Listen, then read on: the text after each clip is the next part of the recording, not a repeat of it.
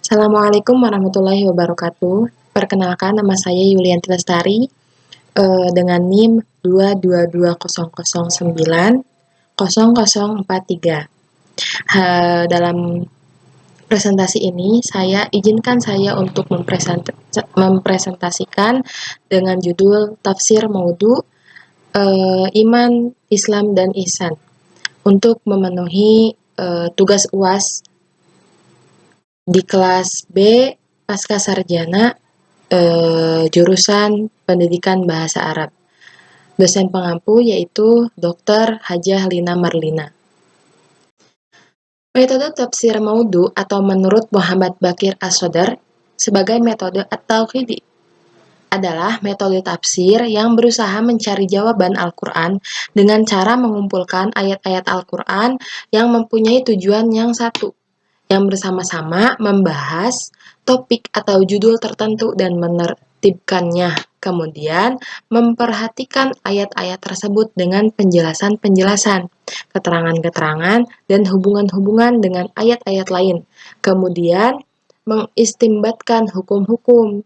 Nah, dari pengertian tersebut dapat difahami bahwa yang dimaksud dengan metode tafsir jenis ini adalah tafsir yang menjelaskan beberapa ayat Al-Quran mengenai suatu judul atau tema tertentu dengan memperhatikan urutan tertib turunnya masing-masing ayat sesuai dengan sebab-sebab turunnya yang dijelaskan dengan berbagai macam keterangan dari segala segi dan diperbandingkannya dengan keterangan berbagai ilmu pengetahuan yang benar yang membahas topik atau tema yang sama sehingga lebih mempermudah dan memperjelas masalah. Karena Al-Quran banyak mengandung berbagai macam tema pembahasan yang perlu dibahas secara maudhu'i supaya pembahasannya lebih tuntas dan lebih sempurna.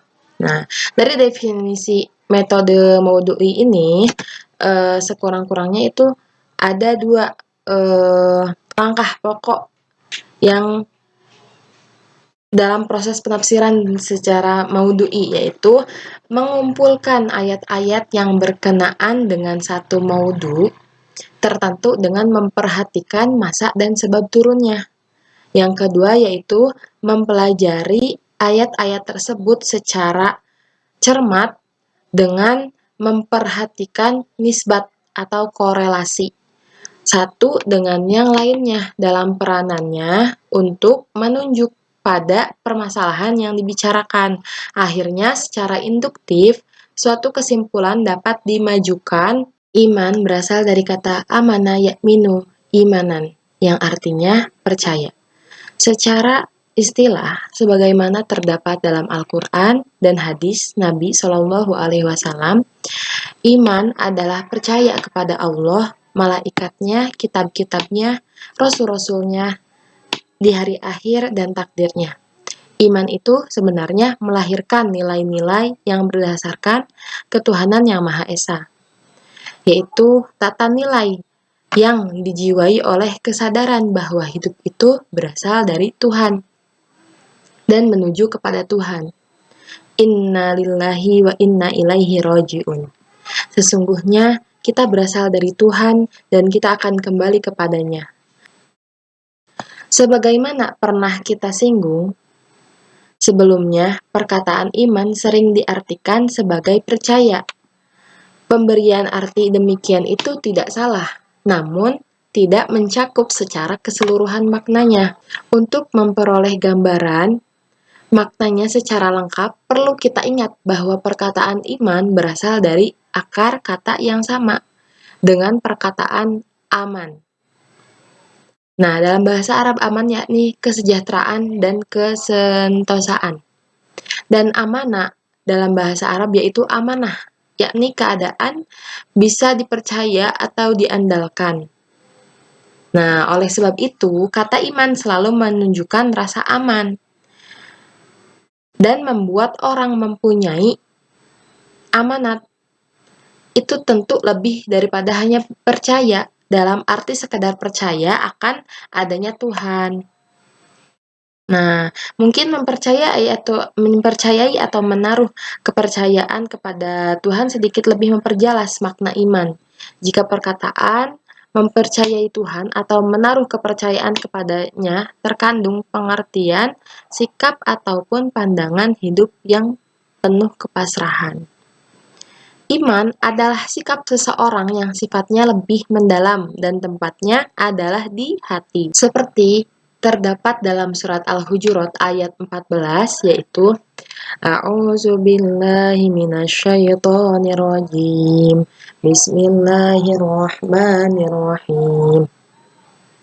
Qalatil a'rabu amanna qul lam tu'minu walakin qulu aslamna walamma yadkhulil imanu fi qulubikum wa in tuti'ullaha wa rasulahu wa la yatlikum min a'malikum syai'a innallaha ghafurur rahim, yang artinya orang-orang Arab dusun itu berkata, kami beriman. Katakan, kamu belum beriman, tetapi katakanlah kami telah tunduk yaitu berislam. Keimanan itu belum masuk ke dalam hatimu, dan kalau kamu mengikuti perintah Allah dan Rasul-Nya, maka tidak akan dikurangi nilai pekerjaan kamu sedikit pun. Sesungguhnya Allah itu Maha Pengampun dan Maha Penyayang. Ketika memahami ayat-ayat tentang iman, menyatakan bahwa ketuhanan yang Maha Esa adalah inti semua agama yang benar, setiap kelompok umat manusia telah mendapatkan ajaran mengenai ketuhanan yang Maha Esa melalui para Rasul Tuhan. Karena itu, ada titik temu kalimah sawa antara semua agama. Manusia dan orang-orang Muslim diperintahkan dan mengembangkan titik temu tersebut untuk dijadikan landasan hidup bersama. Tuhan adalah pencipta semua wujud yang lahir dan batin, dan Dia telah menciptakan manusia sebagai puncak ciptaan untuk diangkat menjadi wakil atau khalifahnya di bumi. Oleh karena itu, manusia harus berbuat sesuatu yang dapat dipertanggungjawabkan di hadapannya, baik di dunia maupun di akhirat. Itu. Ada lagi isi Al-Quran dalam pandangan Al-Quran. Nah, ilmu pengetahuan mendukung keimanan. Secara aktual, manusia memang belum ada, mungkin tidak akan pernah memahami seluruh alam raya. Namun, secara potensial, manusia dapat memahami alam itu ketika terungkap seluruh rahasia alam ini, baik mikro dalam diri manusia sendiri maupun makro dalam seluruh cakrawala. Maka pada saat itulah manusia akan menyadari sepenuhnya kebenaran ilahi. Seperti seperti Quran surat Fussilat ayat 53. A'udzubillahi minasyaitonirrajim. Bismillahirrahmanirrahim. Sanurihim ayatina fil afaqi wa fi anfusihim hatta yatabayyana lahum annahul haqq. Awalam yakfi bi rabbika annahu ala kulli syai'in syahid. Akan kami perlihatkan kepada mereka manusia tanda-tanda kami di seluruh cakrawala dan dalam diri mereka sendiri, sehingga akan menjadi jelas bagi mereka bahwa Al-Quran atau bisa juga Tuhan itu benar adanya.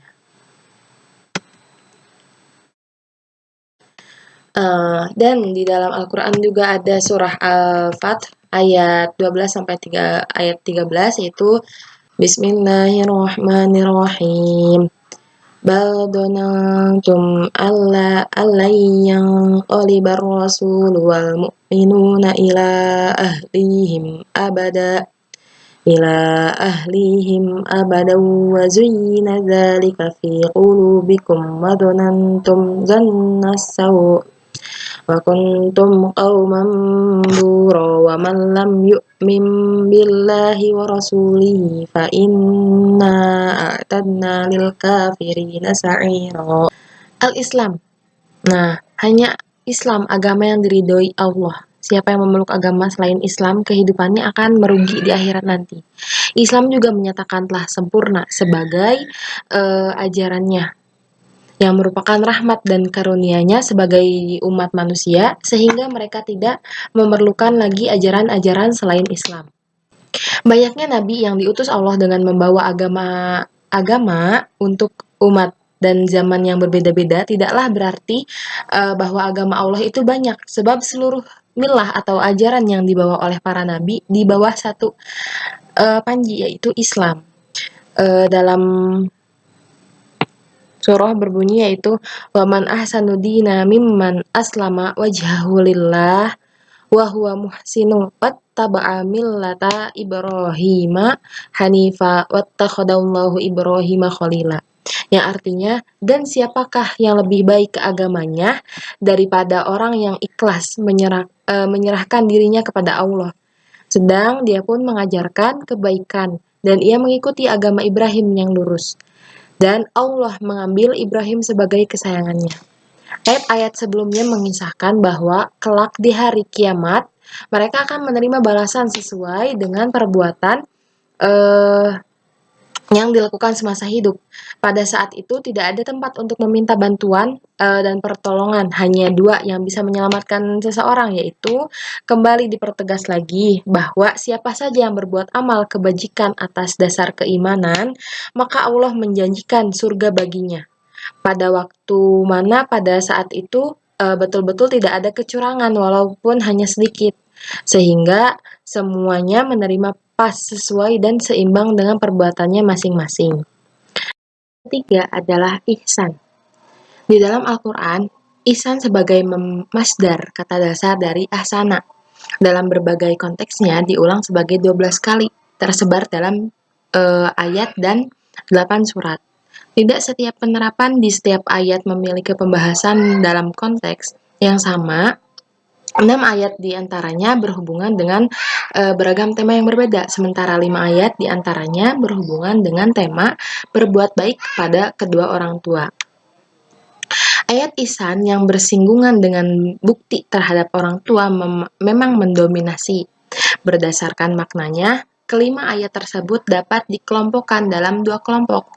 Kelompok pertama adalah ayat-ayat yang mengandung perintah untuk berbuat baik kepada kedua orang tua, ibu dan bapak, dan juga kepada orang lain, seperti kerabat, anak yatim, orang-orang miskin, tetangga, tetangga dekat, tetangga jauh, teman sejawat, ibu sabil, dan hamba sahaya. Dan disertai dengan pula dan disertai pula dengan perintah beribadah semata-mata hanya kepada Allah dan tidak menyekutukannya dalam suatu apapun. Nah, perintah ini secara eksplisit tertuang dalam surat Al-Baqarah ayat 83. Bismillahirrahmanirrahim. Wa idh akhadna mitsaqa bani Israila la ta'buduna illallaha bil walidaini ihsana wa dzil qurba wal yatama wal masakin wa qulu linnasi husna. Dan artinya, ingatlah ketika kami mengambil janji dari Bani Israel, yaitu janganlah kamu menyembah selain Allah, dan berbuat baiklah kepada ibu bapak, kaum kerabat, anak-anak yatim, dan orang-orang miskin, serta ucapkanlah kata-kata yang baik kepada manusia. Sedangkan pada ayat berikutnya diiringi dengan perintah berkata baik kepada sesama manusia, menegakkan sholat dan mengeluarkan zakat, yakni seperti yang tertuang pada surat An-Nisa ayat 36. A'udzubillahi minasyaitonirrajim. Bismillahirrahmanirrahim. Wa'budullaha wa la tusyriku bihi syai'a wa bil walidaini ihsana wa bidzil qurba wal yatama wal masakini wal jari dzil qurba wal jaril jumbi was-sahibi bil jumbi wabnis sabili wa ma malakat aymanukum. Artinya, sembahlah Allah dan janganlah kamu mempersekutukannya. Dan berbuat baiklah kepada kedua orang tua, ibu bapak, karib kerabat, anak-anak yatim, orang-orang miskin, tetangga yang dekat dan yang jauh, teman sejawat, ibnu sabil dan hamba sahayamu. Untuk kelompok kedua terdiri dari 3 ayat yang di dalamnya memuat keharusan untuk berbuat baik kepada kedua orang tua. Dan ayat di antara terkait dengan peringkat strategis, yakni disandingkan dengan larangan untuk menyekutukan Allah Subhanahu wa taala dengan sesuatu apapun disertai dengan kewajiban menyembah semata-mata kepada Allah. Ini berikut adalah uraian dari Quran surat Al-An'am ayat 151. A'udzu billahi minasyaitonir rajim. Bismillahirrahmanirrahim. Qul ta'alau utlu ma harrama rabbukum 'alaikum alla tusyriku bihi syai'a. Al-ayah. Katakanlah, marilah aku bacakan apa yang diharamkan atas kamu oleh Tuhanmu, yaitu janganlah kamu mempersekutukan sesuatu dengan Dia. Berbuat baiklah terhadap kedua orang tuamu, dan janganlah kamu membunuh anak-anak kamu karena takut kemiskinan. Kami akan memberi rizki kepada kamu dan kepada mereka. Dan janganlah kamu mendekati perbuatan-perbuatan yang keji, baik yang nampak di antaranya maupun yang bersembunyi. Dan janganlah kamu membunuh jiwa yang diharamkan Allah, melainkan dengan suatu sebab yang benar. Demikian itu yang diperintahkan oleh Tuhanmu kepadamu, supaya kamu memahaminya. Ayat-ayat yang disebutkan di atas menunjukkan perbuatan ihsan yang mengarah kepada bentuk perbuatan baik yang dilakukan oleh manusia. Perbuatan baik ini secara terkhusus dilakukan sebagai bentuk ibadah menyembah Allah sekaligus dengan diiringi bentuk perbuatan baik yang dilakukan manusia kepada sesamanya.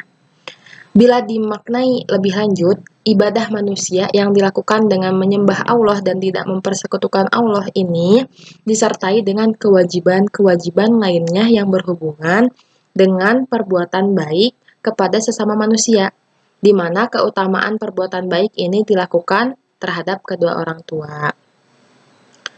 Dah. Allahu a'lam bishawab. Mungkin hanya sekian presentasi dari saya. Mohon maaf bila banyak kesalahan dari tutur kata. Syukron jazilan. Wassalamualaikum warahmatullahi wabarakatuh.